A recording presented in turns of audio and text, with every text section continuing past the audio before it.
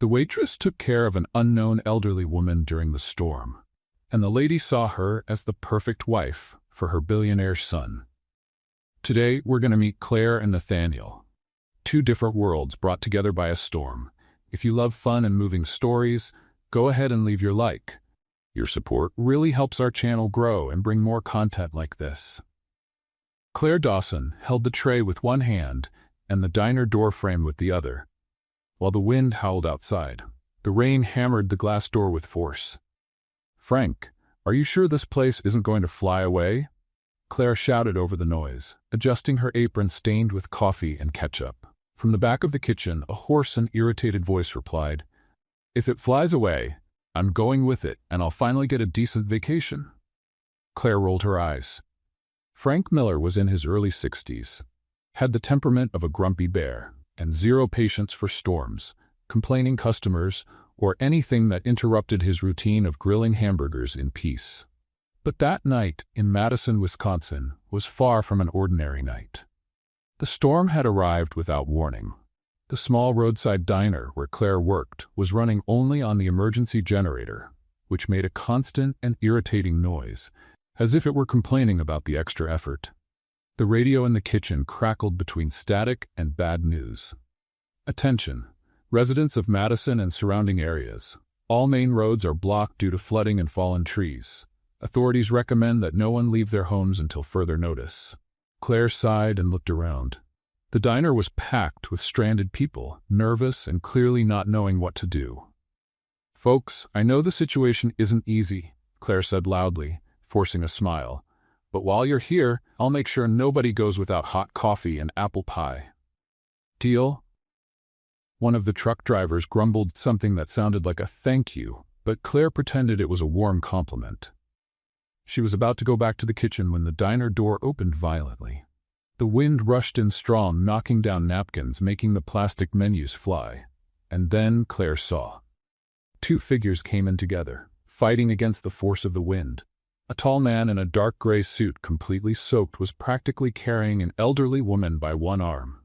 She was visibly shaking, her gray hair stuck to her face, her elegant clothes completely ruined by the rain. He wasn't much better off, with dark hair dripping water and an expression of tension on his face. For a second, nobody moved. The woman looked around, disoriented, and then her eyes met Claire's.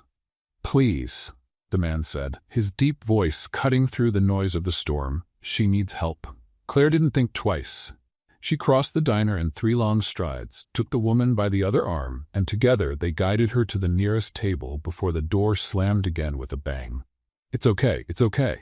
You're safe now," Claire said, helping the elderly woman sit down. "Frank, I need towels now." "Do I look like a luxury hotel?" Frank yelled back, but Claire heard the sound of drawers being opened in a hurry. The woman sat down slowly, still shaking. The man remained standing beside her, his hand on her shoulder in a protective gesture. Claire took off her own wool coat that was hanging behind the counter and placed it over the elderly woman's shoulders. "Take a deep breath. You're fine. You're in a safe place," Claire said, kneeling beside the chair to be at eye level with the woman. "What's your name?" The elderly woman blinked a few times as if she were coming back to reality. "Rosemary," she answered with a weak voice. "Rosemary Caldwell." "Nice to meet you, Rosemary. I'm Claire, and you just walked into the best storm shelter in all of Madison," Claire said with a wide smile. "The food is questionable, but the service is impeccable." Rosemary let out a weak laugh, which sounded half tearful. Claire then looked at the man. Up close, she could see he was younger than he had seemed at first glance, probably in his 30s. His face had strong features, a defined jaw, and eyes of a grayish blue that seemed to assess everything around with calculated precision. Even soaked and clearly tense, there was something about him that radiated authority. "And you, sir?" Claire asked. "Do you need towels too?" "I'm fine," he said dryly. "Take care of her first." Frank appeared with a stack of clean towels and threw them on the table without ceremony. "Here, and don't expect special treatment because I'm not in the mood." "Frank, your kindness touches me," Claire said, taking one of the towels and starting to dry Rosemary's hair carefully. She threw another towel to the man, who caught it in the air with quick reflexes. "You can use this one. You're dripping on my floor." He raised an eyebrow, clearly not used to receiving orders, but started drying his face and hair without commenting. Rosemary looked at Claire with an expression of genuine surprise. "You don't even know us. Why are you doing this?" Claire stopped for a second, thoughtful, and then shrugged. "Because you clearly need help. And because, honestly, this night is already a mess anyway. 2 more people won't make a difference," she said, winking. "Besides, you both look too elegant for someone who was walking under all that rain. What happened?" The man opened his mouth to answer, but Rosemary was faster. "Our car broke down. In the middle of the road. We tried to walk until we found help, but the storm got much worse very quickly." "But the storm of the century decided to show up precisely today," Claire completed, shaking her head. "Welcome to the Unlucky Club." Rosemary really smiled this time. "You're very kind." "No, I'm just practical," Claire said, standing up. "Now let's solve this properly. First, hot coffee for both of you. Second, something hot to eat. Third, dry clothes for her. I have an old sweatshirt in my locker that will fit perfectly. It's not high fashion, but it's warm." "I don't want to be a bother," Rosemary began. "Rosemary, you're shaking like a leaf. It's not a bother. It's a basic necessity," Claire said firmly. She looked at the man. "And you, sir, will you accept coffee?" "Please," he said, and there was something almost surprised in his voice, as if he weren't used to being treated so naturally. "Great. Stay put there, and I'll be right back." While Claire ran to get dry clothes and prepare a tray with coffee and food, the man sat in the chair next to Rosemary. "How are you feeling?" he asked quietly. "Better," Rosemary answered, watching Claire move through the diner with efficiency. "She's special. She's a waitress." "Nathaniel," Rosemary said, in a tone of gentle reproach, "not everyone in the world is defined only by the position they hold." Nathaniel didn't respond, but his eyes followed Claire as she prepared the coffee with quick and precise movements. The other customers in the diner watched the scene with curiosity.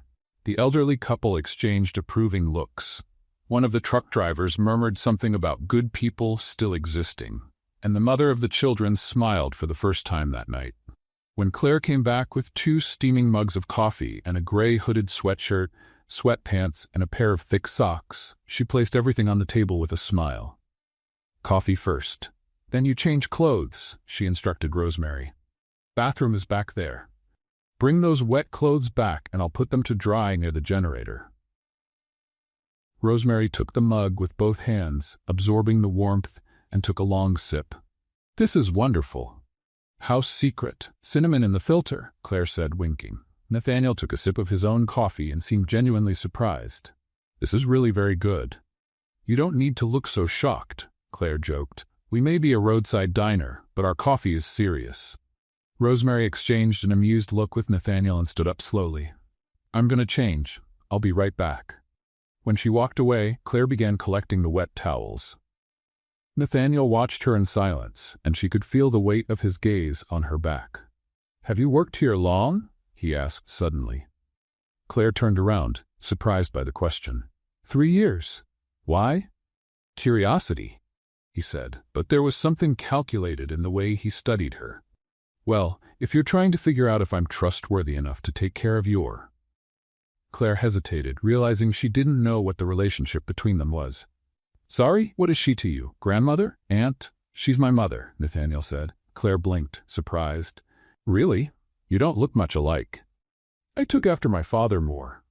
"I see," Claire said, although she didn't understand anything about the strange dynamic between the two. "Well, you can relax. Your mother is in good hands. I'm not a serial killer disguised as a waitress." The corner of Nathaniel's mouth curved slightly. "That's exactly what a serial killer would say." Claire let out a genuine laugh. "Touché, but if I wanted to victimize someone, I'd choose a night with fewer witnesses." Nathaniel looked around the crowded diner and nodded. "Valid point." The radio crackled again. "Attention. Weather conditions have worsened significantly. No roads will be passable until at least 6 in the morning. Repeating, no one should attempt to leave until dawn." Claire and Nathaniel exchanged glances. "Looks like you're going to be here for quite a while," Claire said.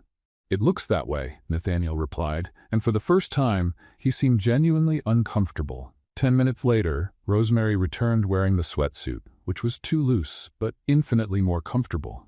Her gray hair was dry and pulled back in a makeshift bun. She looked like a different person. Claire placed in front of her a bowl of vegetable soup and a generous piece of apple pie. Eat. No discussion. And me? Nathaniel asked, and there was a touch of humor in his voice. You look well fed. She looked like she was about to faint. Claire retorted, but she was smiling. But I can bring a sandwich if you want. Please. While Claire went to get the food, Rosemary leaned toward Nathaniel. I like her. You like everyone. That's not true. I don't like Henderson from the board or that boring woman from the golf club. Nathaniel almost smiled. She's different, Rosemary continued, watching Claire briefly chat with the elderly couple before returning with the sandwich. There's something special about her. She's a waitress at a roadside diner, Mother. And you're an executive who doesn't know the last time you had a genuine conversation with someone who didn't want anything from you. Rosemary gently retorted. Which one of you is really living? Nathaniel had no answer for that. The clock on the diner wall showed 11:30 at night, when the last hope that the storm would pass soon died completely. The generator coughed like a man with the flu. The windows shook with each gust of wind, and Frank was seriously considering sleeping on top of the stove because it was the only warm place in the kitchen. Claire observed the chaos around her with crossed arms and an expression that mixed tiredness with comic resignation. The elderly couple had turned 2 counter stools into makeshift beds, using coats as pillows. The 3 truck drivers were snoring in different chairs, each in a stranger position than the other. One of them was practically hanging backwards, with his mouth open, looking like a bizarre statue. The young mother had managed to put the 2 children to sleep under a table, covered with clean towels, and now rested beside them, with her head resting on her own purse. It was a scene worthy of a very, very strange Renaissance painting. This place looks like a refugee shelter, Frank grumbled, appearing beside Claire with a coffee mug in his hand. Technically it is, Claire replied, yawning. Refugees from a crazy storm. I should charge for lodging. Frank, you should charge less for the food, but here we are. He snorted, but Claire saw the corner of his mouth curving into an almost smile. Rosemary was sitting at one of the corner tables, watching everything with an amused expression. Nathaniel was beside her, but his eyes were heavy with tiredness, although he clearly fought against sleep. Claire walked over to them and sat down in the chair across from them with a dramatic sigh. Welcome to Madison's 5-star hotel, she said, gesturing to the chaotic environment. As you can see, our accommodations are top-notch. Rosemary laughed softly. I've stayed in much worse places, believe me. Really? Claire raised an eyebrow.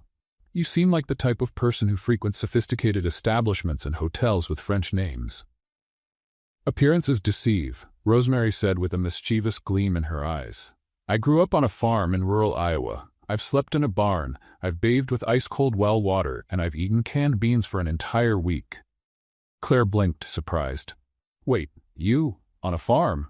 Yes, me. Why the surprise? Because you have the posture of a British queen and speak as if you studied at Oxford. Rosemary laughed out loud, and the sound was genuine and contagious. Dear, life teaches many things, and one of them is that you can leave the farm, but the farm never completely leaves you. Nathaniel watched the exchange in silence, and there was something in his expression that Claire couldn't decipher. Surprise, perhaps, or curiosity. And you, Nathaniel? Claire asked, turning to him. Did you also grow up on a farm? No, he said dryly. I grew up in Chicago. Urban environment, then. That explains the suit. What about my suit? Nothing, just that it seems very uncomfortable to wear during a storm. Rosemary laughed again, and Nathaniel cast a slightly irritated look at his mother. She has a point, Rosemary said. You could have chosen something more casual for dinner. It was a business meeting, Mother, not a picnic. Claire raised her eyebrows. Business meeting at 8 at night? My son doesn't know the concept of business hours, Rosemary said with a dramatic sigh. For him, work is a religion, and the office is the church. Mother, Nathaniel said in a warning tone. What? It's true. Claire observed the dynamic between the two with growing interest. There was love there, clearly, but also a subtle tension, as if they spoke slightly different languages. And you, Claire? Rosemary asked, changing the subject. How did a smart young woman full of energy end up in a diner in the middle of nowhere? Claire shrugged. Long story. Short version, plans changed, money ran out, life happened. And the long version? Nathaniel asked, and there was genuine curiosity in his voice. Claire hesitated for a moment. I was going to college. I got a partial scholarship, worked 2 jobs to pay for the rest. My mother got sick. I came back to take care of her. She got better, but the bills didn't stop coming. And here I am, 3 years later, still serving coffee and pretending I have my life under control. Rosemary frowned slightly. You didn't go back to college? Not yet, but I will, eventually. When the universe stops throwing me curveballs, Claire said, forcing a smile. Besides, the tips here are great. I made $12.35 yesterday. Nathaniel didn't laugh. Instead, he studied her with an intensity that made Claire feel exposed. What did you want to study? He asked. Business administration, with a focus on nonprofit management. Why? Claire blinked, surprised by the direct question. Because I want to make a difference, and because I believe the best changes happen when competent people manage resources efficiently for causes that matter. Rosemary smiled, and there was something almost proud in her expression. You're special, Claire Dawson. You two keep saying that, but I'm still waiting for the part where you reveal you're secret recruiters for some strange organization, Claire joked. Nathaniel and Rosemary exchanged a look that Claire couldn't interpret. That's when Claire looked around again and realized the reality of the situation. Rosemary, where are you going to sleep? The elderly woman blinked. Well, I thought maybe I could stay right here, in a chair. No way, Claire said, standing up quickly. You're not going to spend the night in an uncomfortable diner chair. I have an apartment right upstairs. It's small, but it has a decent couch. You can stay there. And Nathaniel? Rosemary asked. Claire looked at him. Nathaniel was visibly exhausted, his eyes red from tiredness, but still maintained his rigid posture. He looks capable of surviving in a chair, Claire said.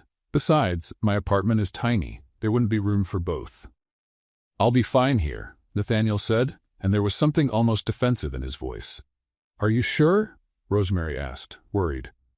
I am. Go rest, Mother. You need it more than I do. Rosemary hesitated, but the exhaustion was evident in her eyes. All right, but if you need anything, I know where to find you. Claire went to the counter, took a key hanging from a hook, and gestured for Rosemary to follow. Let's go, before Frank realizes I'm abandoning ship. Before leaving, Rosemary leaned over and kissed Nathaniel's forehead. Get some sleep, dear. The world won't end if you rest for a few hours. Nathaniel didn't respond, but something in his expression softened slightly. Claire guided Rosemary to the narrow stairs at the back of the diner that led to the small apartment. It was a modest space, a living room with a couch and makeshift bookshelf, a tiny kitchen that looked more like a closet with a stove, and a door that led to the bedroom. Rosemary entered and looked around with genuine interest. The first thing that caught her attention was the number of books. They were stacked everywhere possible, on the bookshelf, on the floor, on the coffee table, even on top of the refrigerator. You like to read, Rosemary observed. I do. It's my way of traveling without leaving the place, Claire said, taking some pillows from the couch and arranging them more comfortably. Sorry about the mess. I wasn't expecting visitors. It's perfect, Rosemary said sincerely. She walked to the bookshelf and ran her fingers over the spines of the books. There was everything. Literary classics, novels, philosophy books, even some on business and economics. You're eclectic, Rosemary commented. I read whatever falls into my hands. The public library is my best friend. Rosemary turned around and smiled. Thank you, Claire. Really? Stop thanking me. It's getting embarrassing. They sat on the couch, and Rosemary looked out the small window of the apartment. The rain continued relentlessly. You know, I should be worried right now, Rosemary said thoughtfully. Stranded, far from home without proper communication. But strangely, I feel good. It must be the charm of the old sweatshirt, Claire joked. Maybe. Or maybe it's the company. And they talked for hours. Rosemary asked questions about Claire's life, about her dreams, about what she would like to do if she could do anything in the world. Claire, in turn, asked about Rosemary's life, about her experiences, about how she saw the world. If you could have dinner with anyone, living or dead, Who would it be? Rosemary asked. That's easy. Eleanor Roosevelt, Claire answered without hesitation. Rosemary raised her eyebrows, impressed. Why? Because she was incredible. She fought for human rights, redefined the role of First Lady, and did it all while dealing with a complicated marriage and absurd social pressures. She's my hero. Excellent choice, Rosemary said with genuine approval. Meanwhile, at the diner, Nathaniel tried to find a comfortable position in a chair that clearly wasn't designed for sleeping. He observed the other storm refugees. The truck drivers snored in off-key harmony. The elderly couple slept embraced. The young mother had one of the children nestled in her arms. Ordinary people. Ordinary lives. And an extraordinary waitress who treated everyone with the same genuine kindness, without knowing or caring who they were or what they owned. Nathaniel closed his eyes and, for the first time in years, slept without dreaming about spreadsheets and meetings. The smell of fresh coffee invaded Claire's room before the alarm clock even went off. She opened her eyes slowly, confused, and lay there for a few seconds, trying to understand why her apartment smelled like a professional coffee shop. Then the memory of the previous night came back. The storm, the soaked pear, the makeshift couch. Rosemary. Claire jumped out of bed, wearing only an old t-shirt from a charity race she never participated in and pajama pants with a kitten print, and ran to the living room. The scene she found was so surreal that she had to blink 3 times to make sure she wasn't dreaming. Rosemary Caldwell, the woman who hours ago was shivering from cold and exhaustion, was now in Claire's tiny kitchen, completely at ease, stirring a frying pan with scrambled eggs while humming softly. She still wore the borrowed sweatshirt, but somehow managed to look elegant doing it. "Good morning, dear," Rosemary said cheerfully. "I hope you like scrambled eggs. I found cheese in the refrigerator and took the liberty of using it." Claire stood at the door, mouth agape. "You're cooking, in my kitchen."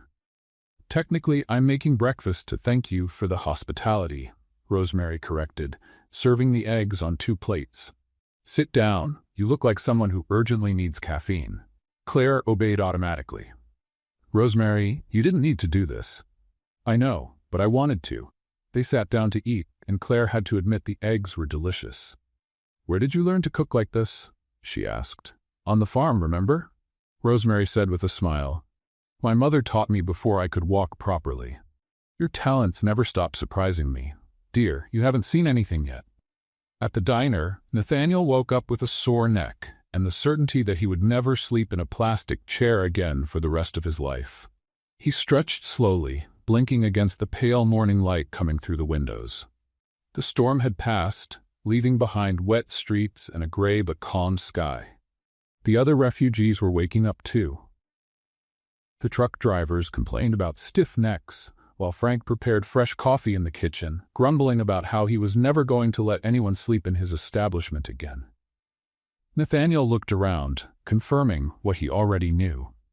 His mother had gone upstairs with Claire the previous night, and was probably still up there, sleeping comfortably, while he spent the night in a chair that seemed to have been designed to be uncomfortable. Typical of Rosemary, she always found a way to get the best part. He walked to the back of the diner and found the narrow stairs. He climbed the steps with firm strides and stopped in front of the apartment door. He knocked 3 times. Firm and decisive. The door opened and Claire appeared, still in kitten pajamas and hair completely messy. Her eyes widened slightly when she saw him. "Nathaniel, good morning." "Good morning," he said, trying to maintain his composure despite the stiff neck. "Is my mother awake?" "She is, and apparently decided to take over my kitchen." "Come in." He entered the small apartment and found Rosemary sitting at the table, eating scrambled eggs with the calm of someone who had slept in a feather bed and not on a borrowed couch. "Nathaniel," she said cheerfully. "Good morning, dear. Did you sleep well?" He stared at her with a raised eyebrow. "You're kidding, right? I spent the night in a plastic chair while you were up here on a real couch, and you still ask if I slept well?" "Dear, you could have come up too. Claire offered the apartment to me. She didn't forbid you from coming. You said you'd be fine and that I should stay down there in case someone needed anything." "And did they?" Nathaniel opened his mouth to respond and then closed it, frustrated. "No, but that's not the point." "Then what is the point?"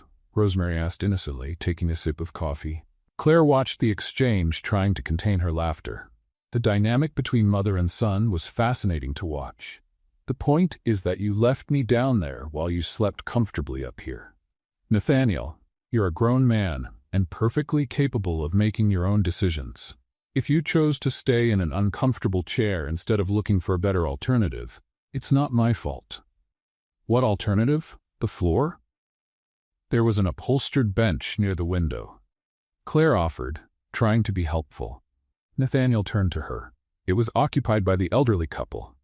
Oh, true, Rosemary smiled smugly. See? There was no alternative. You did the best you could under the circumstances. Now stop complaining and come have breakfast. The eggs are delicious. Want coffee? Claire offered. Looks like you need it. Nathaniel turned to her, and for a moment the irritation on his face softened. Please.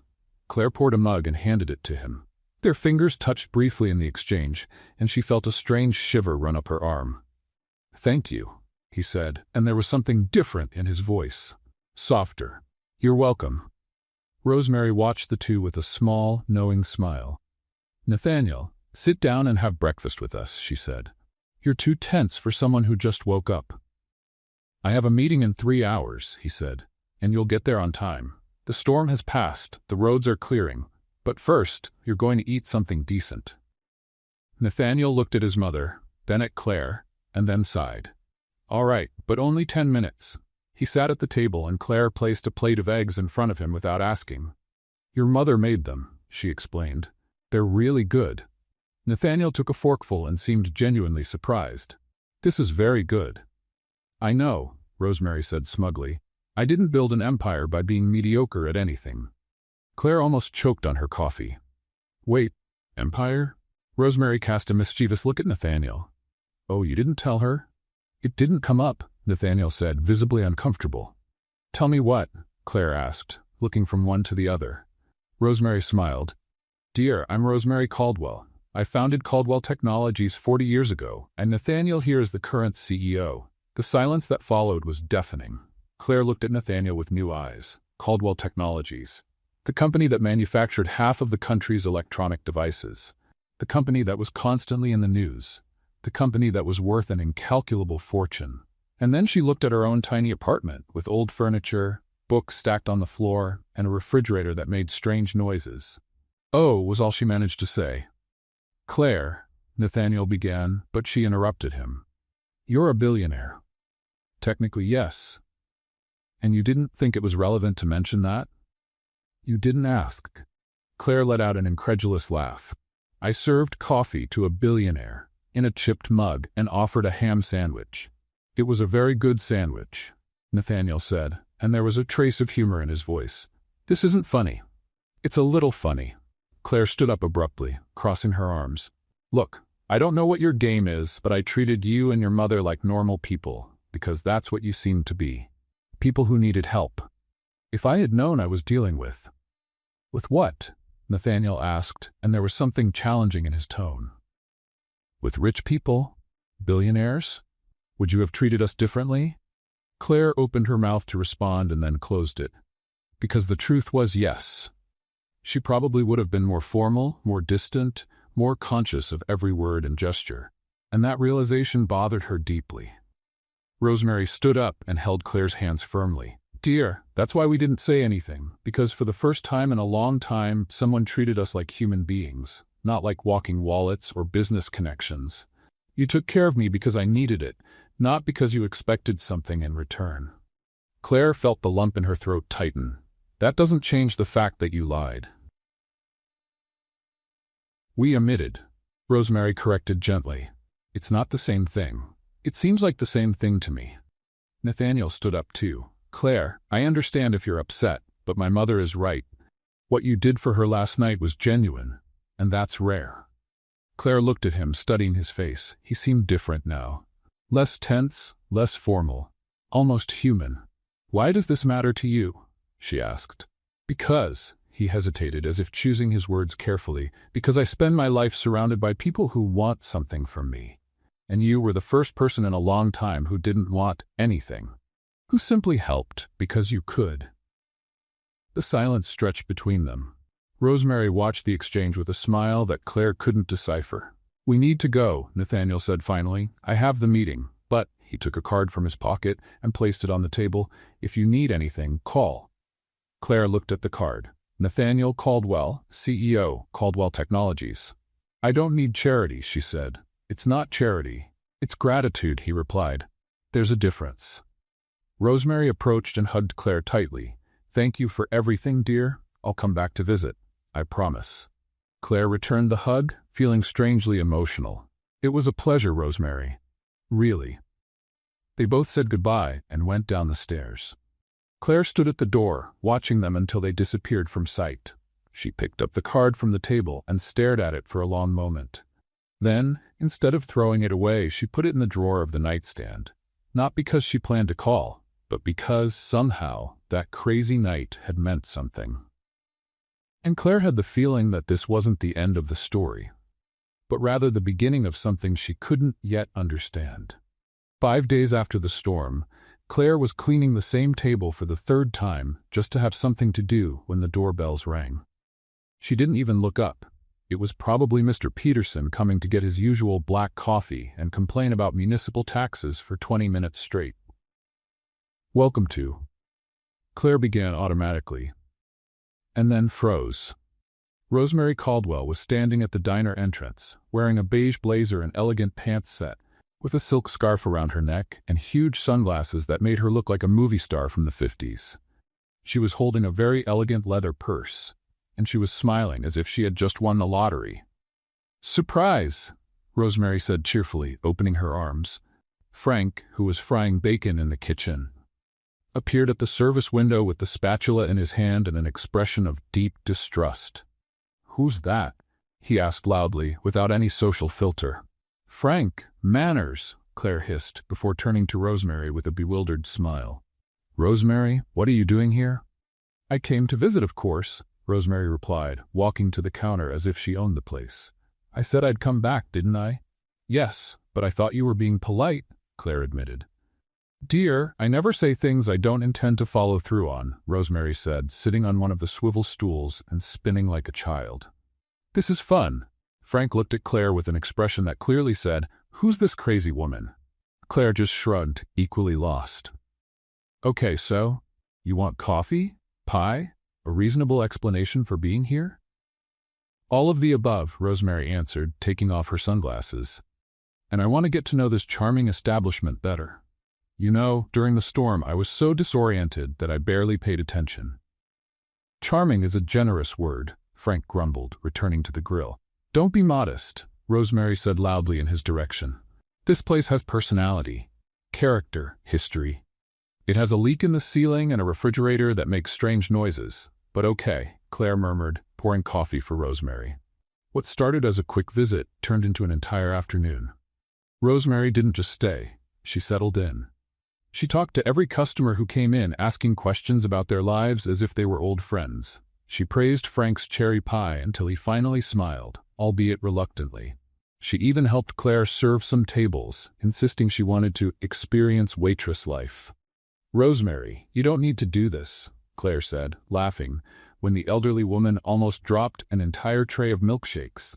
"Nonsense. This is fun," Rosemary replied, balancing the tray with determination. Frank watched everything from the kitchen, shaking his head. "That woman is completely crazy," he muttered. "I heard that," Rosemary shouted cheerfully, "and I take it as a compliment." Claire couldn't stop laughing. It was in the middle of this fun chaos that the doorbells rang again, and Nathaniel Caldwell walked in. Claire felt her smile freeze on her face. He looked different, less formal. He wore dark jeans, a light blue shirt without a tie, and a leather jacket that made him look more human and less CEO. But there was still that aura of controlled tension around him. Rosemary lit up. "Nathaniel, what a wonderful coincidence." Nathaniel looked at his mother with an expression that made it clear this was no coincidence at all. "Mother, what are you doing here?" "Visiting my friend Claire, of course," Rosemary said innocently. "And you, what are you doing here?" "You sent me a message saying you were at this address and that I should come immediately because it was urgent," Nathaniel said, showing his phone. Rosemary blinked. "Did I? How strange, it must have been a mistake. Mother? Since you're here, sit down. Claire, dear, serve coffee to my son. Claire, who was frozen holding a dish towel, finally reacted. Sure. Coffee. Coming. Nathaniel sat down reluctantly on the stool next to Rosemary, looking around the diner with poorly disguised curiosity. Claire poured the coffee with hands that trembled slightly, which was completely stupid because she served coffee to hundreds of people every day without problems. But Nathaniel Caldwell was not an ordinary person. "Thank you," he said, and his voice was softer than last time. "You're welcome," Claire replied, and then stood there like a statue, not knowing what to do. Rosemary watched the two with a mischievous and knowing smile. "Claire, why don't you sit with us?" she suggested. "It's so empty now." "I have to." Claire gestured vaguely at the diner, which was indeed empty except for a solitary customer reading a newspaper in the corner. "Nonsense. Sit down," Rosemary insisted, patting the stool on the other side. Claire looked at Frank for help, but he just shrugged and went back to the kitchen, the traitor. She sat down. The silence that followed was so awkward that Claire wanted to dig a hole in the ground and bury herself in it. "So," Rosemary began cheerfully, "I asked Claire again, and she was telling me about her plans to go back to college. Isn't that inspiring?" Nathaniel looked at Claire with genuine interest. "What do you want to study again?" "Business administration. Maybe something focused on small business management," Claire answered, feeling her face heat up. "Nothing too grand." "Small business management is the backbone of the American economy," Nathaniel said seriously. "Don't underestimate it." Claire blinked, surprised. "Wow, okay, thank you." "Nathaniel is terrible at compliments," Rosemary explained, "but he's being sincere." "Mother, please," Nathaniel said, but his lips curved slightly, and then something strange happened. They started to talk. Really talk. Rosemary conducted the conversation like a conductor, asking questions, provoking laughter, creating bridges between Claire and Nathaniel. And slowly, the atmosphere began to relax. Claire discovered that Nathaniel had a dry and unexpected sense of humor. When she made a joke about how the diner was so old it probably existed before the internet, he replied, "Considering that the commercial internet only became popular in the 90s, I'd say you're right. This place looks like it was decorated in the 70s and never updated again." "Hey," Claire protested, laughing. "I like the retro charm." "Retro charm is a very kind euphemism. You just insulted my workplace. Technically, I just made a factual observation." Frank appeared at the service window. "He's right. This place is really old." "Frank," Claire exclaimed, but she was laughing. Rosemary watched everything with poorly disguised satisfaction. The afternoon passed quickly. Customers came and went. Claire had to get up a few times to serve, but always came back to the conversation. Nathaniel, who initially seemed uncomfortable, began to visibly relax. At one point, while Claire was serving a table, Rosemary leaned toward Nathaniel and whispered, "She's special, isn't she?" Nathaniel looked at Claire, who was laughing at something a customer said, and something changed in his expression. "Yes," he admitted quietly, "she is." When Claire came back, she caught them both looking at her strangely. "What? Do I have something on my face?" "No," Nathaniel said too quickly. You're fine."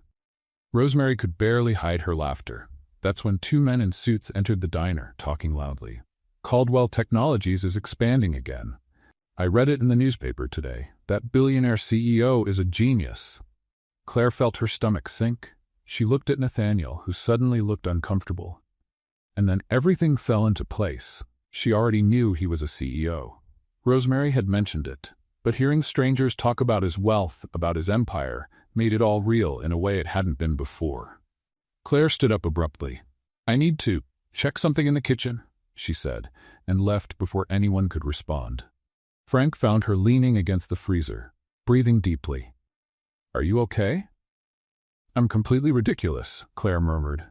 "A waitress talking to a billionaire as if we were, I don't know, equals." "So what?" Frank asked, crossing his arms. "So what?" "Frank, look at me. Look at him. We're from completely different worlds."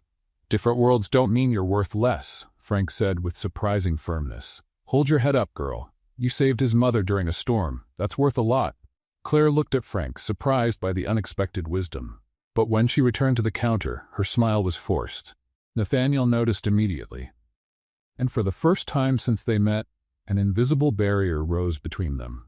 Claire returned to the counter, still smiling, but Nathaniel immediately noticed that something had changed. The sparkle in her eyes had diminished, her posture was more rigid, and when she spoke, there was a distance that didn't exist minutes before. "Sorry for the delay," Claire said, forcing a smile. "I needed to check the inventory." Nathaniel knew it was a lie, but said nothing. Rosemary, however, was not so subtle. "Claire, dear, are you okay?" she asked, studying the waitress's face attentively. "Perfectly fine," Claire replied, cleaning the counter that was already clean. "Just tired? It's been a long week." The atmosphere had cooled considerably, and everyone felt it. Nathaniel looked at his watch and stood up reluctantly. "Mother, we need to go. You have that video conference at 5. "Oh, yes. The extremely important video conference that I completely forgot about," Rosemary said with obvious sarcasm, but stood up anyway. She walked over to Claire and held her hands firmly. "Thank you for the company, dear. As always, it was wonderful." "The pleasure was mine, Rosemary," Claire said, and her voice was genuine despite the tension. Nathaniel hesitated, clearly wanting to say something, but the words didn't come. "Thank you for the coffee," he said finally, and it sounded pathetic even to his own ears. "You're welcome," Claire replied politely, but didn't look directly at him. When they left, Frank appeared beside Claire, drying his hands on a cloth. "What happened?" "Nothing," Claire lied. "You're a terrible liar." Claire sighed, leaning on the counter. "I heard those men talking about billions of dollars in global companies, and suddenly everything became very real. You know? Nathaniel isn't just a nice guy. He's something else, something I don't understand and will never be part of." "Nonsense," Frank said simply. "It's not nonsense, Frank, it's the truth." Frank looked at her for a long moment. "You know what your problem is, Claire? You assume you're not good enough before you even try." And then he went back to the kitchen, leaving Claire alone with her thoughts. 3 days passed.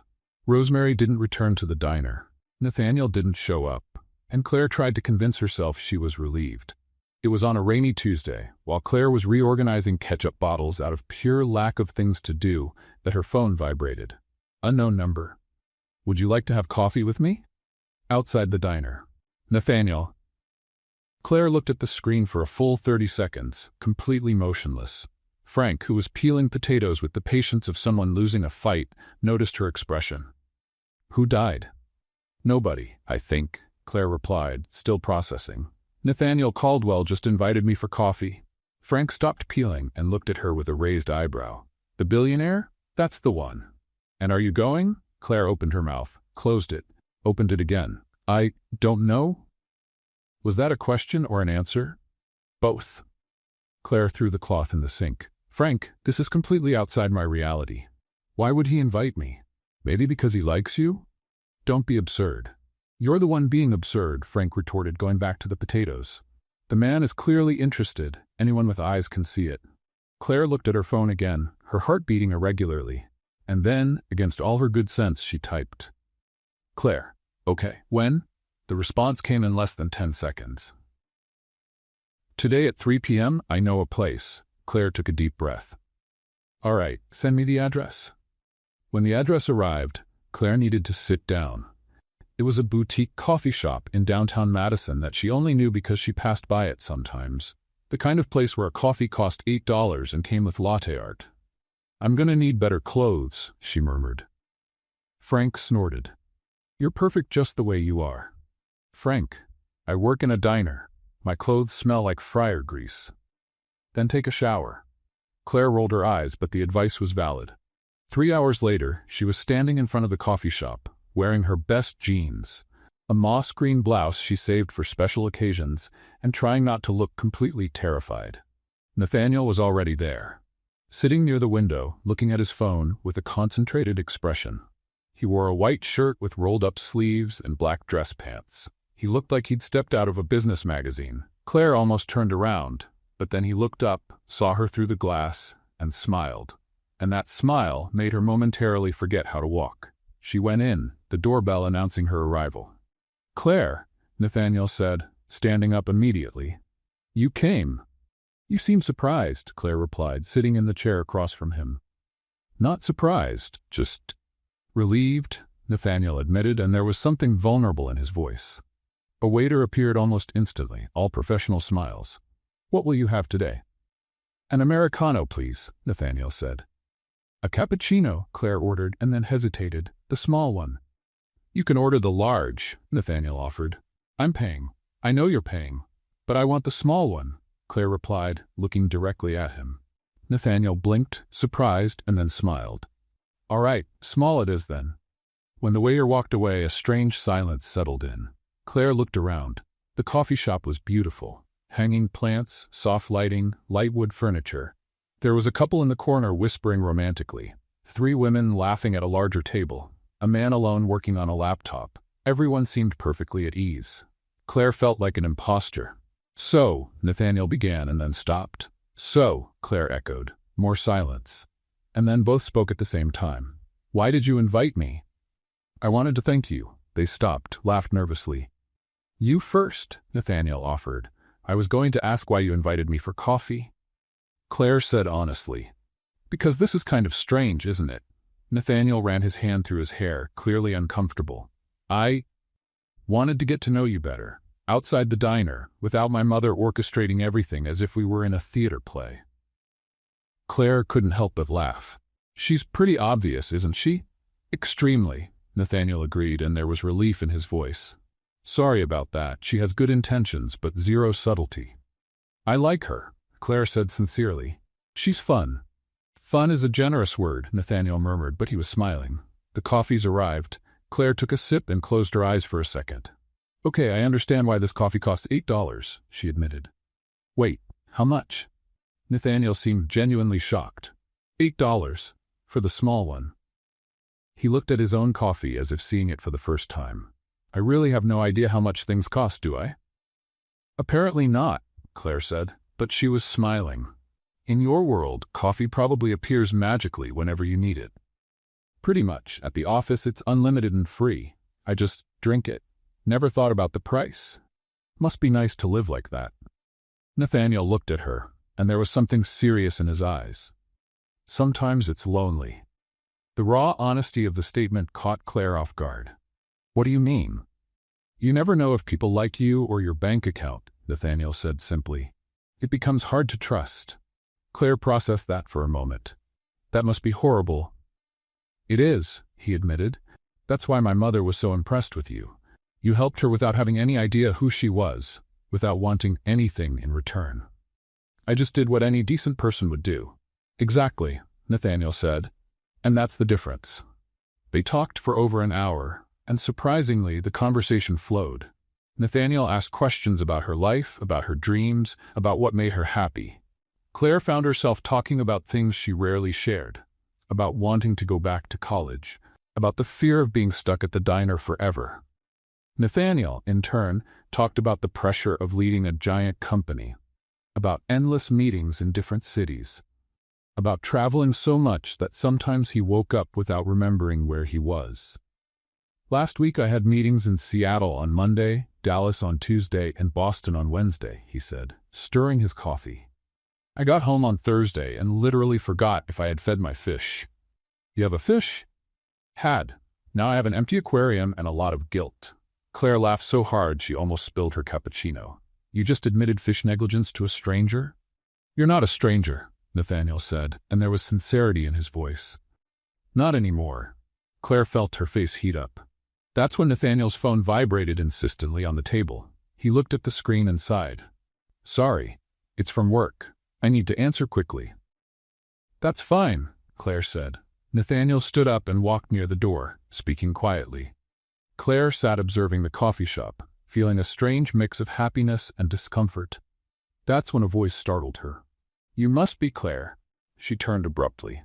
A man in a dark gray suit was standing beside the table, holding a leather folder. He was about 40 years old, hair perfectly gelled back, and a smile that seemed too practiced. Yes, that's me," Claire replied, confused. "And you are?" "Marcus Peterson, Director of Operations at Caldwell Technologies," he said, extending his hand with exaggerated formality. "It's a pleasure to finally meet you." Claire shook his hand, feeling a shiver of discomfort. "Finally?" "Rosemary mentioned you a few times in recent meetings," Marcus said, sitting in the empty chair without being invited. It's admirable, really, what you did during the storm. I just helped someone who needed it, Claire said, feeling strangely defensive. Of course, Marcus agreed, but there was something calculating in his eyes, and now you and Nathaniel are getting closer. It wasn't a question. It was a loaded observation.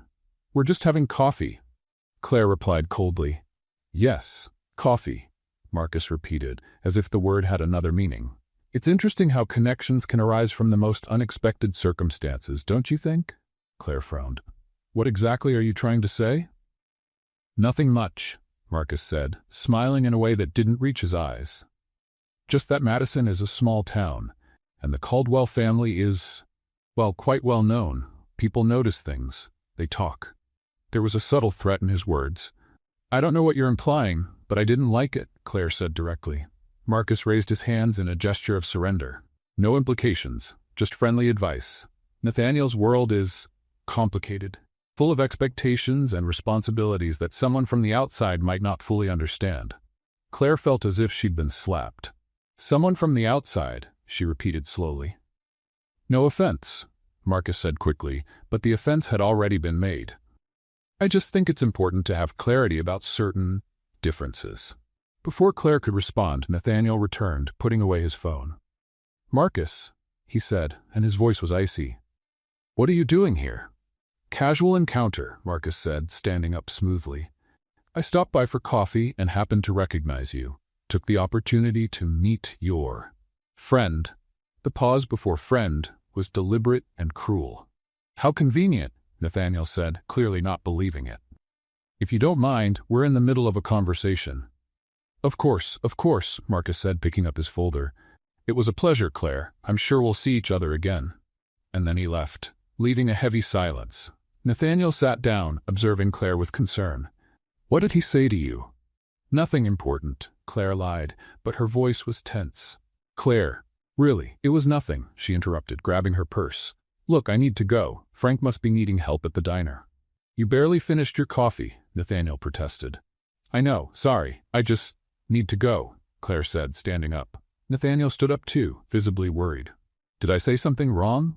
No, you were great, Claire said, and it was true. Thanks for the coffee. Claire, wait. But she was already leaving, the doorbell ringing behind her.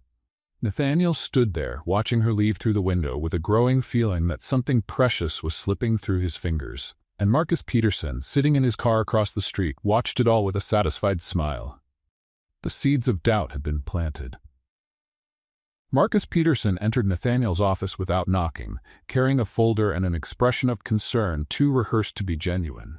Nathaniel was reviewing financial reports, trying to concentrate, but the last 3 days had been a losing battle against thoughts about Claire and the abrupt way she had left the coffee shop. We need to talk, Marcus said, closing the door behind him. Good morning to you too, Marcus, Nathaniel replied without looking up from the papers. Come in without asking permission. Make yourself at home. This is serious. Marcus ignored the sarcasm, placing the folder on the desk. I have information you need to see. Nathaniel finally looked up, irritated. What information? Marcus opened the folder and spread out some printed documents. They were pages from social media, articles from local gossip sites, and even grainy photos taken from a distance. Photos of Nathaniel and Claire at the coffee shop. What is this?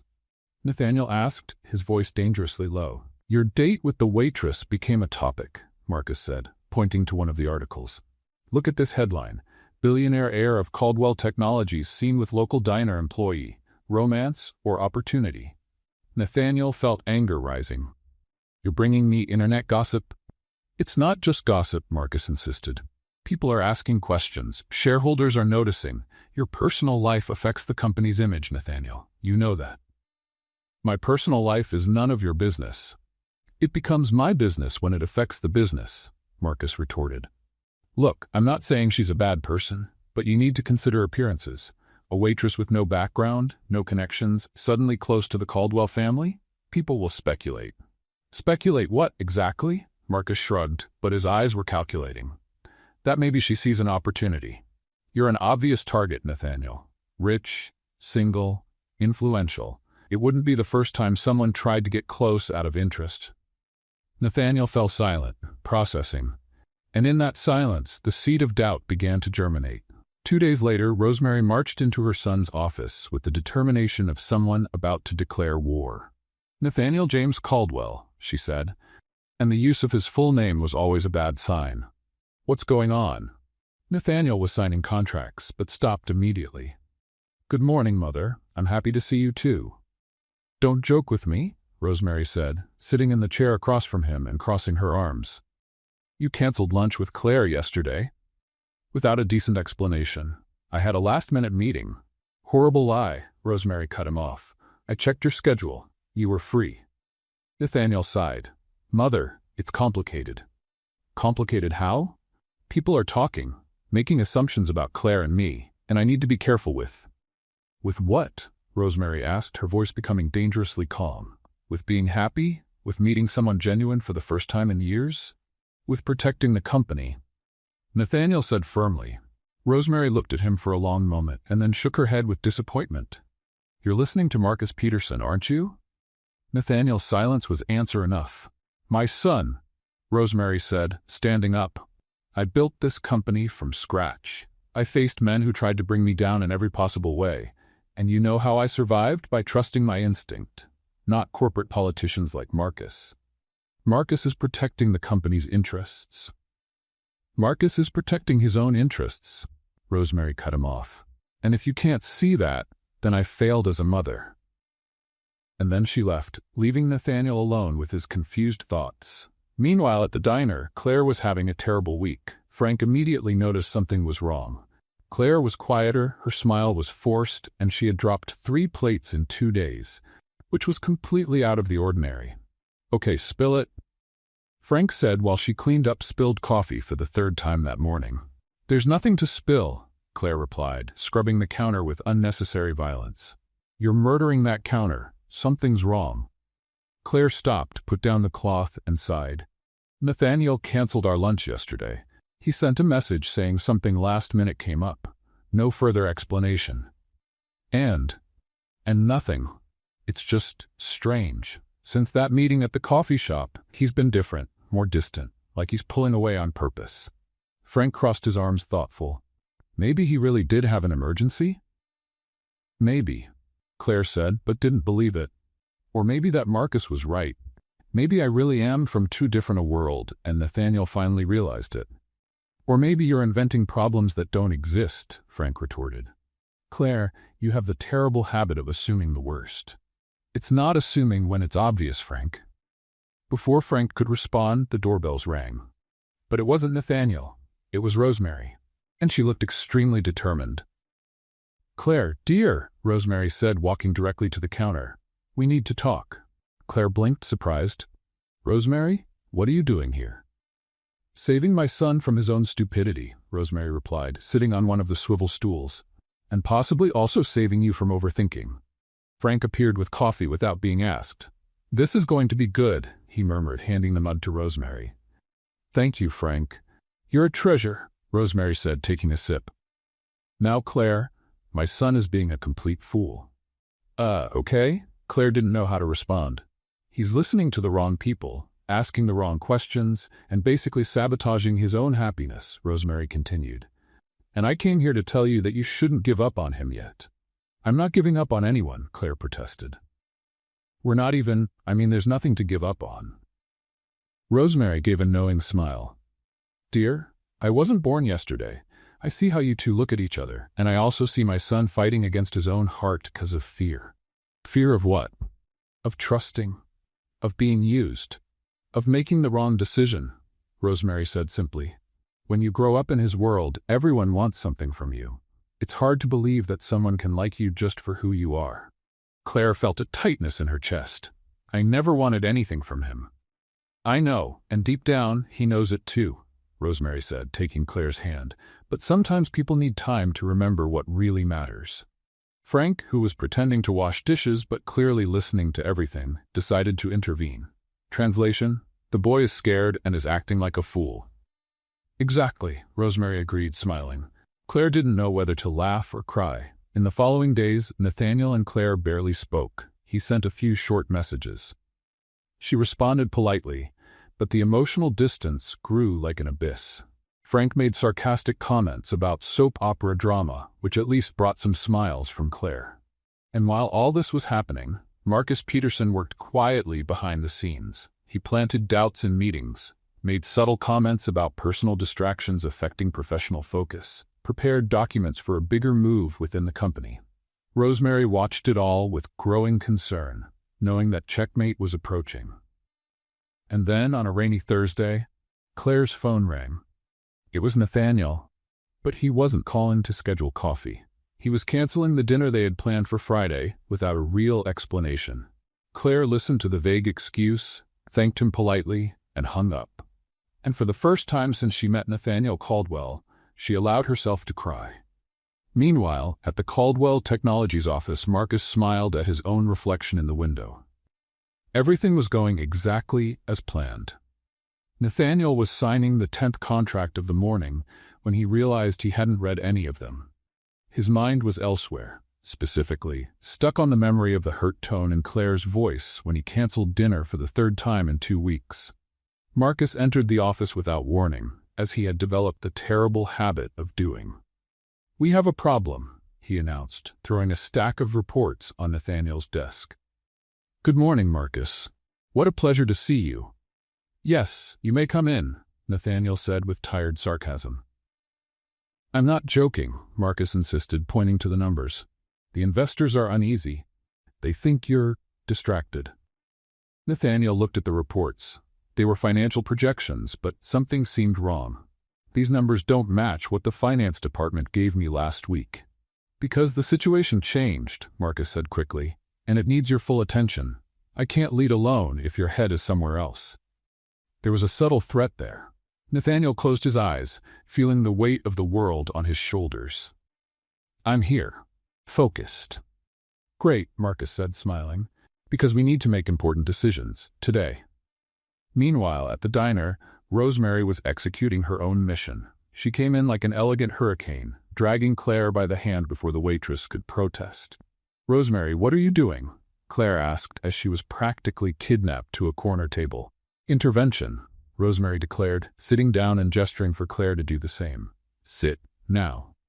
Claire obeyed, mainly because 3 customers were watching. "Rosemary?" "Now." "Let me talk first," Rosemary cut her off. "My son is being a complete emotional coward. You're clearly unhappy, and I'm tired of watching you 2 dance around the obvious." Frank appeared with coffee without being asked. "This is going to be good," he murmured, handing out the mugs. "Frank, you're my spirit animal," Rosemary said, taking a sip.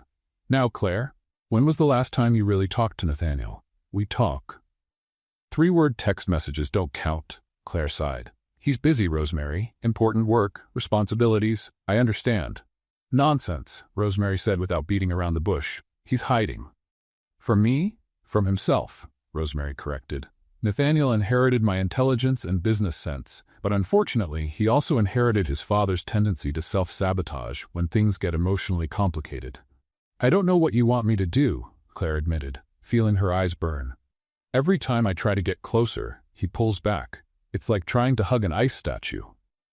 Frank, who was pretending to clean the counter but clearly listening to everything, commented, "Technically, if you hug ice long enough, it melts." "Thanks for the physics, Frank," Claire said, but was almost smiling. "You're welcome. I charge $50 for consultation." Rosemary laughed, but her gaze remained serious when she turned back to Claire. "You like him, don't you?" Claire was quiet for so long that the answer was obvious. "Yes," she finally admitted, "but I don't know if that matters." "It matters," Rosemary said firmly, "but you need to confront him, today. No beating around the bush." "Rosemary, I can't just show up at his office." "Why not?" Rosemary asked, taking out her purse and removing a key card. "Here, direct access to the executive floor. He has a meeting at 5. Show up at 4:45. Let me take care of the rest." Claire looked at the card as if it were a grenade. "This is completely insane." "That's exactly why it will work," Rosemary said, winking. Frank leaned over the counter. "I'd love to disagree, but honestly, the idea is brilliant." At 4:40 in the afternoon, Claire was standing in front of the Caldwell Technologies building, holding the key card and questioning all her life choices. The lobby was absurdly luxurious. Marble floor, decorative fountains, and receptionists who looked like they'd stepped out of a fashion magazine. Claire looked at her own clothes, jeans and a simple blouse, and felt completely out of place. But Rosemary's voice echoed in her mind. Confront him. Today. She swiped the card at the elevator and pressed the button for the 25th floor. When the doors opened, she almost had a heart attack. Marcus Peterson was standing right there, holding a folder and looking at her with poorly disguised surprise. Claire, he said, and his tone was anything but friendly. What a surprise. I came to see Nathaniel, Claire said, lifting her chin. He's in a meeting. I can wait. Marcus studied her for a moment and then smiled in a way that made Claire's stomach turn. Of course, make yourself comfortable. He walked away, but Claire saw when he took out his phone and started typing quickly. 5 minutes later, Nathaniel appeared in the hallway, visibly tense. Claire, what are you doing here? It wasn't exactly the warm reception she had hoped for. We need to talk, Claire said, trying to sound confident. Nathaniel looked around, clearly uncomfortable with the curious looks from employees. Now isn't a good time. Nathaniel, it's been 2 weeks since it's been a good time. Claire cut him off, frustration finally exploding.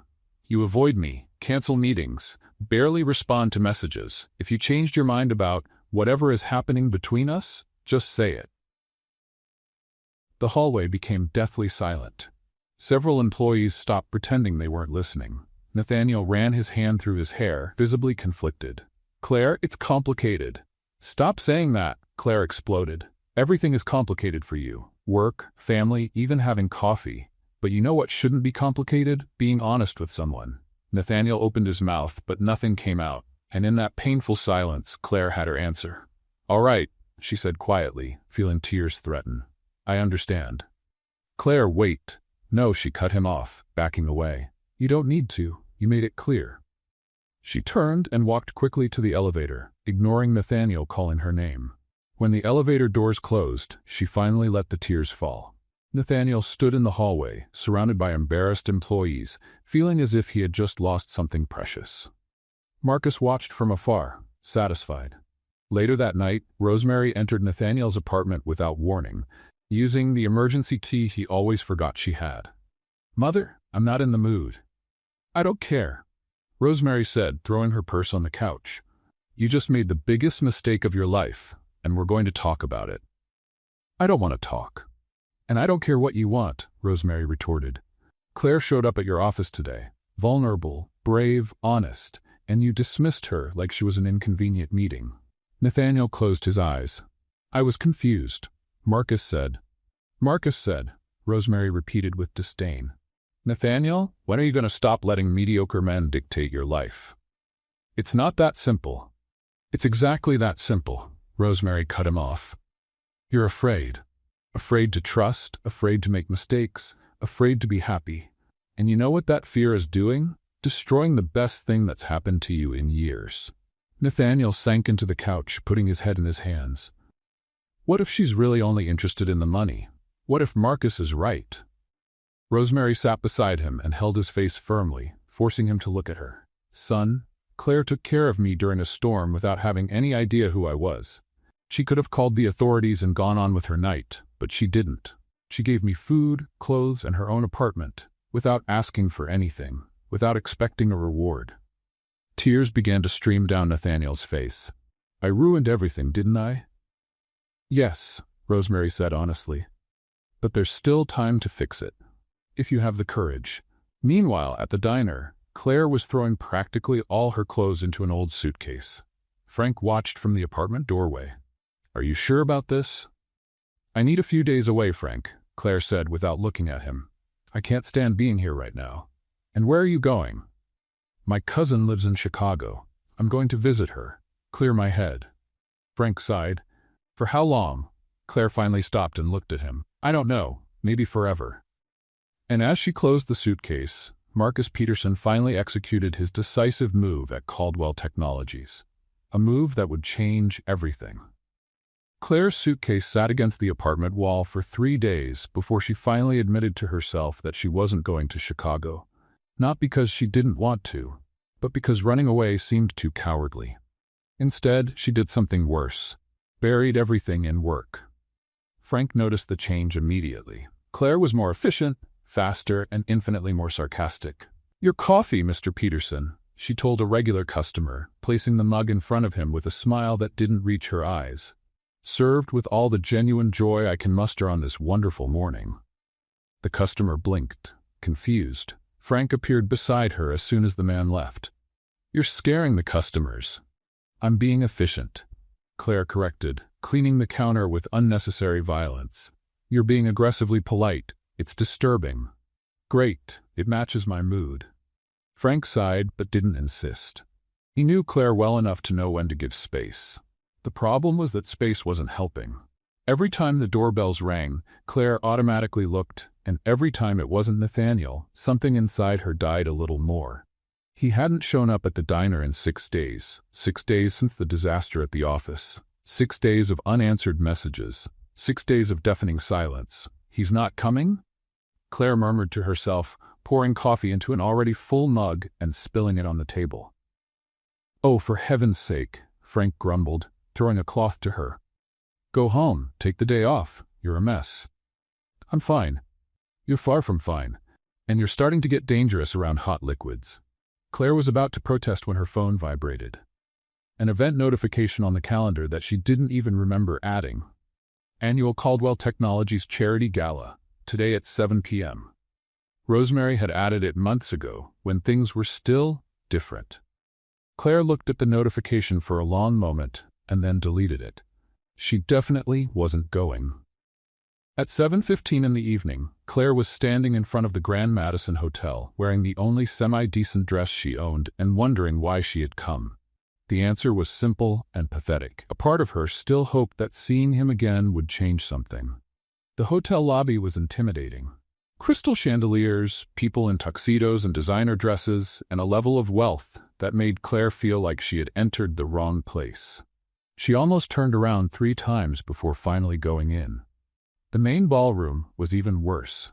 Elegantly decorated tables, live orchestra, and conversations about investments and corporate mergers that might as well have been in another language. Claire grabbed a champagne glass from a passing waiter just to have something to hold and tried to blend in with the wall. "Claire," she turned and saw Rosemary walking toward her, wearing a stunning dark blue dress and a huge smile. "You came," Rosemary said, hugging her. "I was hoping you'd come." "I almost didn't come," Claire admitted. "But you did, and that's what matters," Rosemary said, holding her arm. "Come, there are people I want you to meet." "Rosemary, I really don't think." But Rosemary was already dragging her through the crowd. Claire was introduced to executives, shareholders, and people with titles so complicated that she stopped trying to memorize them after the third one. Everyone was polite. Excessively polite. The kind of politeness that had a wall of ice underneath. "And what do you do, Claire?" A woman in a red dress asked, smiling in a way that showed all her teeth. "I work at a diner," Claire answered honestly. The silence that followed was brutal. "Oh, how interesting," the woman said, and then found an excuse to leave. Claire took a large sip of champagne. "This is going well," she murmured. "Ignore those people," Rosemary said quietly. "They have money, but zero personality." "Rosemary, I clearly don't belong here," Claire said, looking around. "Look at me. Look at them. We're from different planets." "Complete nonsense," Rosemary began, but was interrupted when someone called her name from across the ballroom. "Give me a second, dear," she said, squeezing Claire's arm before walking away. And then Claire was alone. In a sea of people who clearly saw her as an intruder. She was seriously considering escaping through the bathroom when she saw him. Nathaniel was on the other side of the ballroom, surrounded by executives, wearing a tuxedo that made him look like he'd stepped out of a magazine. He was smiling politely at something someone said, but the smile didn't reach his eyes. And then he looked up, and his eyes met hers. For a second, the entire world stopped. Claire saw surprise, regret, and something that looked desperately like longing pass across his face. He took a step toward her, and Claire panicked. She turned and walked quickly toward the exit, placing the empty glass on a table as she passed. "Claire." She heard Nathaniel calling, but didn't stop. She crossed the lobby, went through the revolving doors, and was going down the steps when a hand grabbed her arm. "Claire, please, wait." She stopped, but didn't turn around. "Let go of me, Nathaniel." "Not until you hear me out," he said, his voice desperate. Claire finally turned around, and the anger that had been contained for days finally exploded. "Hear you out? You want me to hear you out?" she asked, her voice shaking. "Where was this desire to talk when I showed up at your office? When I sent you messages? When I called you?" I know, and I'm sorry." "You're sorry," Claire repeated without humor. "Nathaniel, you made me feel like I had imagined everything, like what was growing between us was just in my head." "It wasn't. It isn't," he said firmly. "Claire, I was confused, afraid. People were talking, making insinuations, and I believed them," Claire completed. "You believed I might only be interested in your money." Nathaniel fell silent, and the silence was confirmation enough. Claire felt the tears burn, but refused to let them fall. Not there. Not in front of him. "I saved your mother during a storm because it was the right thing to do," she said quietly. "I talked to you because you seemed lonely. I liked you because you were kind and funny and real when you let your guard down. At no point did it cross my mind how much money you had. I know that now." "Now," Claire cut him off. "But not when it mattered." She stepped back, putting physical distance between them. "I don't belong in your world, Nathaniel, and clearly you don't trust me enough to make this work. So let's stop pretending." "Claire, don't." But she was already going down the rest of the steps. Nathaniel stood there, watching her leave for the second time in a week, feeling as if his heart were being ripped from his chest. He was about to go after her when his phone rang. "Marcus, Nathaniel, I need you here. Now. We have a situation with the shareholders. It's urgent." Nathaniel looked at Claire disappearing around the corner, and then at the hotel, and made the mistake that would haunt him for the rest of his life. He went back inside. When he arrived at the improvised meeting room, Marcus was there with 3 board members. "What's going on?" Nathaniel asked. Marcus smiled, but it wasn't a friendly smile. "Change of leadership," he said simply, "effective immediately." And Nathaniel realized too late that he had fallen right into the trap. The meeting room was too quiet, the kind of silence that precedes disasters. Nathaniel looked at the 3 board members sitting at the table, all avoiding his gaze, and then at Marcus, who was leaning against the wall with his arms crossed and an expression that pretended concern. "Does someone want to explain to me what's going on?" Nathaniel asked, keeping his voice controlled despite the alarm ringing in his head. Richard Hartley, the oldest board member, cleared his throat uncomfortably. "Nathaniel, we have some concerns about the company's recent direction." "What concerns?" Marcus stepped forward, placing a folder on the table. "Erratic decisions, lack of focus, missed meetings. The numbers show that your attention is divided." Nathaniel picked up the folder and flipped through it quickly. They were reports he had never seen. Charts that didn't match the real data, and notes about meetings he had attended, but that were marked as absences. "This is wrong," Nathaniel said, throwing the folder back on the table. "Half this information is distorted. Or you're so distracted you didn't notice the problems," Marcus suggested calmly. "Marcus, what exactly are you trying to do here?" Before Marcus could answer, the door opened forcefully. Rosemary entered like an elegant hurricane, her eyes shining with controlled fury. "Interesting meeting," she said, closing the door behind her, "especially considering no one told me about it." "Rosemary, this is a board matter," Richard began. "I founded this company." Rosemary cut him off, her voice like ice. "There's no board meeting that isn't my business." She walked to the table and picked up the folder that Nathaniel had thrown. She flipped through it for exactly 10 seconds before laughing. But it wasn't an amused laugh. "Marcus, do you really think I'm so senile that I wouldn't recognize data manipulation when I see it?" Marcus paled slightly, but maintained his composure. "Rosemary, with all respect, these are facts." "Facts," Rosemary repeated, turning to the board members. "Gentlemen, did you verify this information independently? Or did you simply believe what Marcus presented?" The silence was revealing. Rosemary sighed, putting the folder back on the table. "Meeting adjourned. All of you leave, except Marcus." "Rosemary, we can't just—" Richard protested. "Leave," Rosemary repeated, and there was steel in her voice. Now. The 3 board members left quickly, clearly relieved to escape. When the door closed, Rosemary turned to Marcus with an expression that could freeze lava. How long did you think you could fool everyone? I don't know what you're talking about. Don't insult me, Rosemary cut him off. You've been planting doubts about my son for weeks, manipulating data, creating false narratives. And why? Ambition? Power? Marcus straightened his shoulders, the mask of humility finally falling. Someone needs to lead this company properly. Nathaniel is clearly distracted with other things. You mean with Claire? Rosemary said directly. An unqualified waitress who appeared out of nowhere and suddenly is at the center of his personal life? Yes, that concerns me. Nathaniel took a step forward, anger finally exploding. Claire saved my mother, without asking for anything, without knowing who we were, and you turned that into something dirty. I protected the company's interests, Marcus retorted. No, Rosemary said calmly. You protected your own interests, and in the process you almost destroyed something genuine. She walked to the door and opened it. You're fired, Marcus, effective immediately. Security will escort you out in 10 minutes. Marcus turned red. You can't do this. I have contracts, which include clauses for misconduct and manipulation of corporate information, Rosemary said. Read the fine print. Now leave before I make this even more unpleasant. Marcus looked at Nathaniel, expecting some kind of defense, but found only contempt. He left, slamming the door.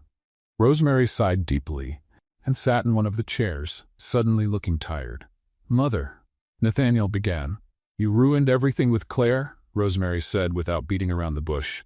Completely. I know. She showed up today, wearing a dress that's probably the only one she owns, surrounded by people who made her feel inadequate, and still she came. Do you know why? Nathaniel was quiet. For you, Rosemary answered, because despite everything she still had hope. I tried to talk to her. And then you came back to the staged meeting instead of going after her, Rosemary completed. Nathaniel, you chose the company over her, again. The words hit like a punch. What do I do now? Rosemary stood up, picking up her purse. You decide what really matters, because this time there might not be another chance. Meanwhile, Claire was at the diner, even though it was almost midnight. Frank found her sitting alone at a corner table, still wearing the dress, with red eyes. You should be home, he said gently. I don't want to be alone, Claire admitted. Frank sat down across from her. Want to talk about it? There's nothing to talk about. It ended before it really even began. Claire, I'm a waitress, Frank. He's a billionaire. This story was never going to work, she said, wiping her eyes. I was foolish to believe it could. You're not foolish. You're brave, Frank corrected. But he's a coward. Claire laughed sadly. Maybe we both are. The next day, Claire made a decision. She looked for Frank before the shift started. I need a week off, she said. I'm going to Chicago to visit my cousin, for real this time. Frank studied her face for a long moment. Are you coming back? Claire hesitated. I don't know. Maybe it's time to start somewhere else. Start over. Claire, eased Frank. I just need time to think. Frank sighed, but nodded. All right. 1 week. But you're coming back. This place isn't the same without you. Claire hugged him, grateful. And that afternoon, with a small suitcase and a broken heart, she took the bus to Chicago, not knowing that Nathaniel was, at that exact moment, running to the diner to apologize. When he arrived, breathless and desperate, Frank was cleaning the counter. Where's Claire? Nathaniel asked immediately. Frank looked at him with an indecipherable expression. She left. Nathaniel felt the ground disappear beneath his feet. Left to where? He asked, his voice coming out louder than intended. Frank continued cleaning the counter with slow and deliberate movements, clearly making Nathaniel suffer on purpose. Chicago, visiting her cousin. For how long? She said a week, Frank replied, finally looking at Nathaniel. But honestly, I don't think she's sure if she's coming back. Nathaniel ran his hands over his face, frustration and regret hitting like waves. I ruined everything. Yes, you did, Frank agreed without mercy. The most genuine girl you've ever met, and you treated her like she was a threat. I know that now. Now, Frank repeated, throwing the cloth in the sink. Everyone always knows after. The trick is knowing before you lose the person. Nathaniel sat on one of the counter stools, completely defeated. How do I fix this? Frank studied him for a long moment. Do you really like her, or do you just have a guilty conscience? Nathaniel stopped, forcing himself to be honest. I wake up thinking about her. I spend the whole day waiting for an excuse to see her. And when I'm with her for the first time in years, I feel real. Like I can just be me, without all the pressure and expectations. Frank nodded slowly. Then you have your answer. Now you need to decide if you're going to fight for it or give up like a coward. Before Nathaniel could respond, his phone rang. It was his assistant. Mr. Caldwell, your mother has called an emergency board meeting. All members must attend in 30 minutes. She said it's urgent. Nathaniel hung up and looked at Frank. I need to go, but when Claire comes back, can you tell her I need to talk to her? If she comes back, Frank corrected, and if she does, she decides whether she wants to talk to you or not. Nathaniel nodded, knowing he deserved every word. 30 minutes later, he entered the Caldwell Technologies meeting room and found a scenario he didn't expect. Rosemary was sitting at the head of the table, surrounded by the 7 board members, and at the other end, visibly nervous, was Marcus Peterson. Mother, what's going on? Nathaniel asked. Sit down, Rosemary said simply. It's time for some truths to come to light. Nathaniel sat down, confused. Rosemary stood up, picking up a remote control and turning on the projector. The first image that appeared was an email from Marcus to one of the board members. Subject, Leadership Concerns. Nathaniel is clearly distracted with personal matters. I suggest we start considering leadership alternatives before this affects quarterly results. This email was sent 3 weeks ago, Rosemary said calmly, 2 days after Marcus met Claire for the first time. Marcus shifted uncomfortably in his chair. I was just expressing legitimate concerns. Legitimate concerns? Rosemary repeated, changing the slide. The next image showed financial spreadsheets, 2 versions side by side. On the left, the real numbers from the finance department. On the right, the numbers Marcus presented at yesterday's meeting. Nathaniel looked closer. The differences were glaring. Marcus's version showed drops that didn't exist, pessimistic projections that had no basis in reality. You falsified financial data, Nathaniel said, looking at Marcus with disbelief. I adjusted the projections to reflect possible risks, Marcus began. You lied, Rosemary cut him off. And that wasn't all. Another slide, screenshots of conversations, Marcus talking to journalists from gossip sites, planting stories about Nathaniel and Claire, suggesting she was an opportunist. You fed the press, Nathaniel said, anger growing in his voice. You created this whole narrative. I protected the company's image. You manipulated events for your own benefit, Rosemary said, her voice sharp as glass. Because you saw an opportunity. Nathaniel distracted meant an opening for you to take control. Marcus fell silent, realizing there was no way out. Richard Hartley, from the board, cleared his throat. Rosemary, these are serious accusations. Do you have concrete proof? Rosemary smiled, but it wasn't a kind smile. I built this company from scratch at a time when women were barely taken seriously in business meetings. Do you really think I don't know how to document every move? She threw a thick folder on the table. Emails, text messages, call records, even conversation recordings, all obtained legally through the internal compliance department. Marcus signed a consent form when he was hired, allowing monitoring of corporate communications for security purposes. Marcus was visibly pale now. You can't. I have rights. And we have better lawyers, Rosemary said simply. But I'll give you a choice, Marcus. You resign now, sign a confidentiality agreement, and leave with some dignity. Or I make all this public and you never work in technology again. The silence in the room was absolute.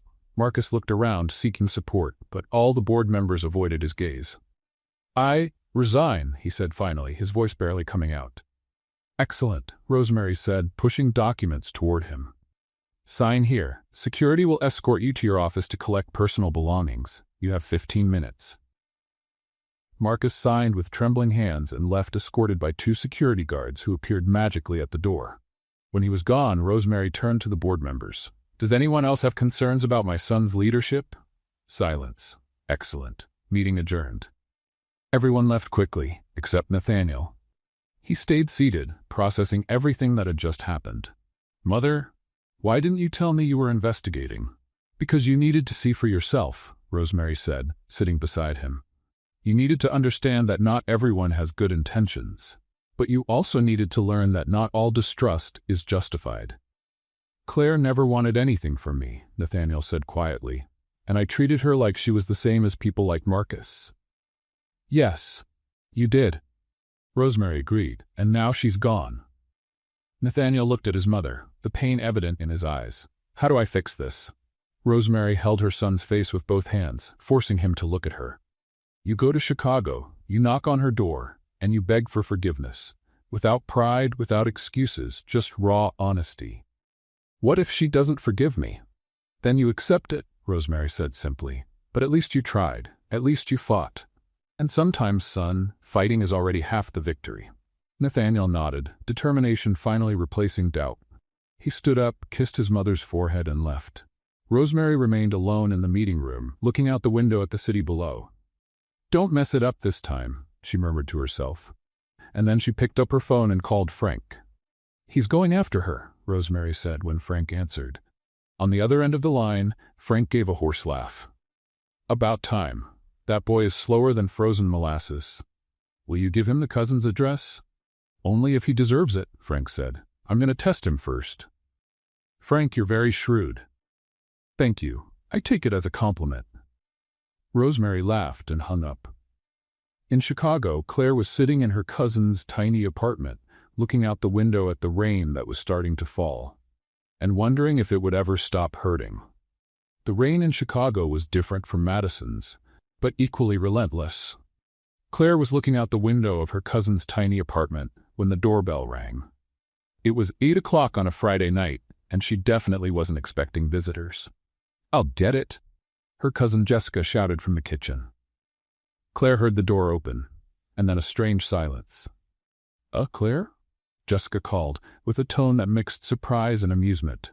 There's a wet billionaire at the door wanting to talk to you. Claire froze. No, it couldn't be. She walked to the door and felt her heart stop.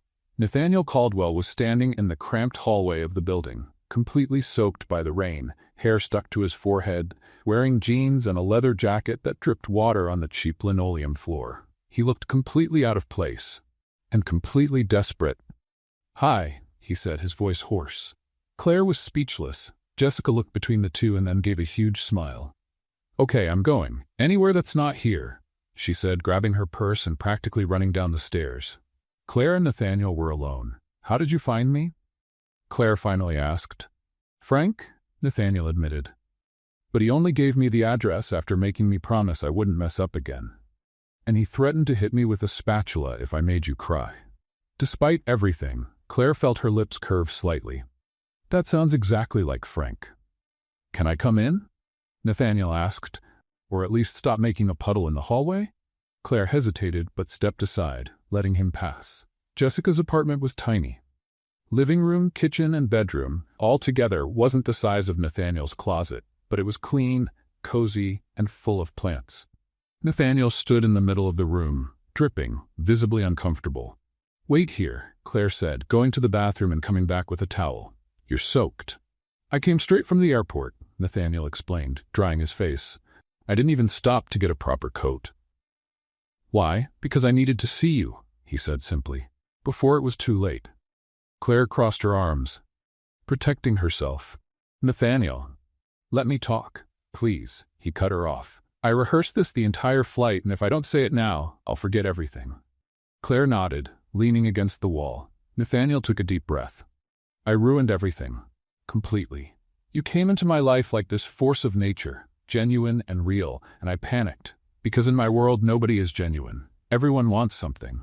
And when Marcus started planting doubts, I let him. I let him because it was easier to believe in cynicism than to risk trusting. Claire remained silent, her eyes shining. But you never wanted anything from me, Nathaniel continued, his voice breaking. You took care of my mother during a storm without knowing who she was. You talked to me at the diner as if I were just a person. Not a CEO, not a billionaire, just Nathaniel. And that scared me, because it meant that if you rejected me, it would be real rejection of who I really am. A tear rolled down Claire's face, but she said nothing. I have no excuses, Nathaniel said. Just the truth. I was afraid to trust, afraid to get hurt, afraid that this was too good to be true. And in that fear, I hurt you. And I'm sorry. Really sorry. The silence that followed was broken only by the sound of rain on the window. Are you finished? Claire finally asked, her voice trembling. Yes. Good, she said, wiping her eyes with the back of her hand, because now it's my turn. Nathaniel swallowed hard, bracing himself. You made me feel small, Claire said, each word deliberate.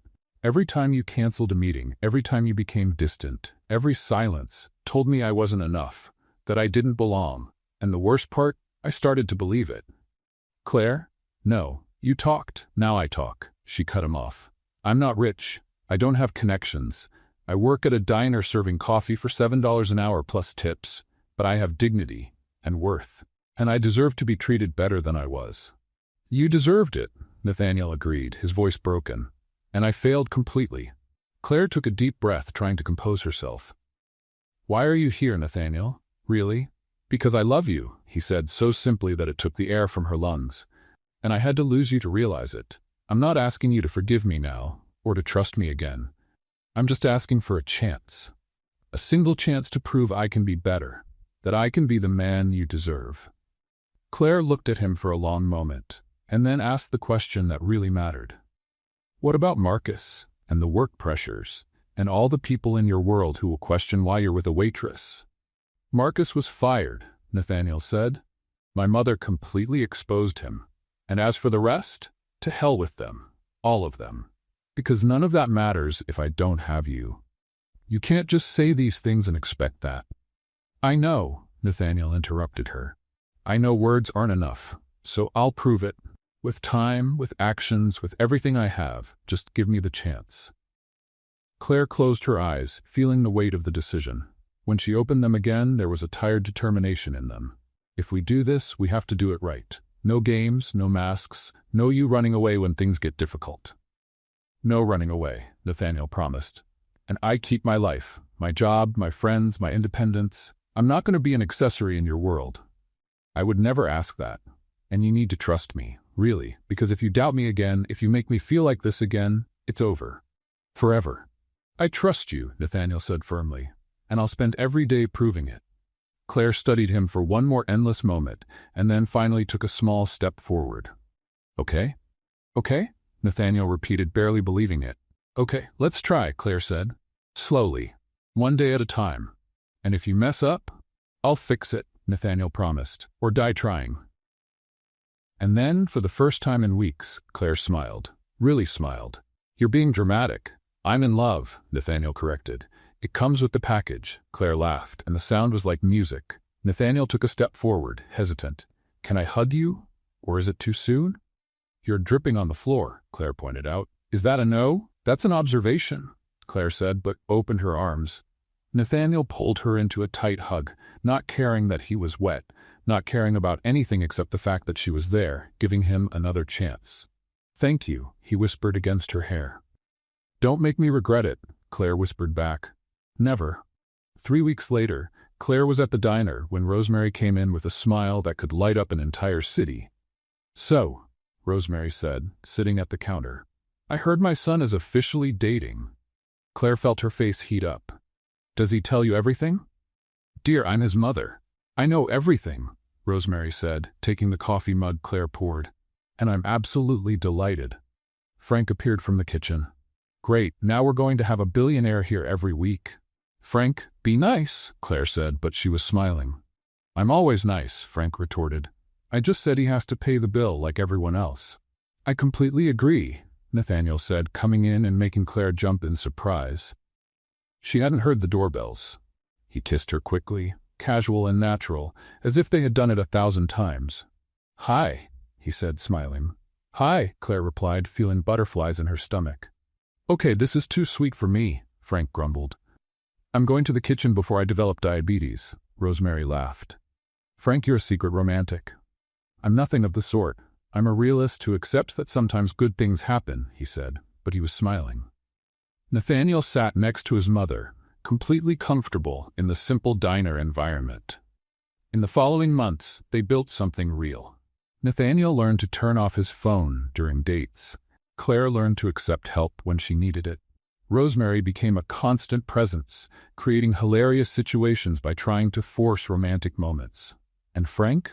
Frank continued being Frank, making sarcastic comments, but always having a cup of coffee ready when they needed it.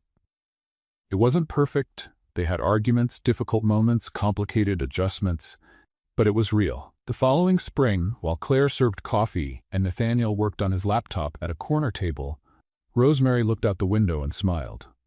The storm had passed long ago, but what it left behind was worth every second of rain. This was the story of Claire and Nathaniel. If you believe that kindness always brings rewards, comment the word destiny down below. I really want to know your opinion. What did you think of Nathaniel's decision to go after Claire in Chicago? Leave your comment, subscribe to the channel, and see you in the next story.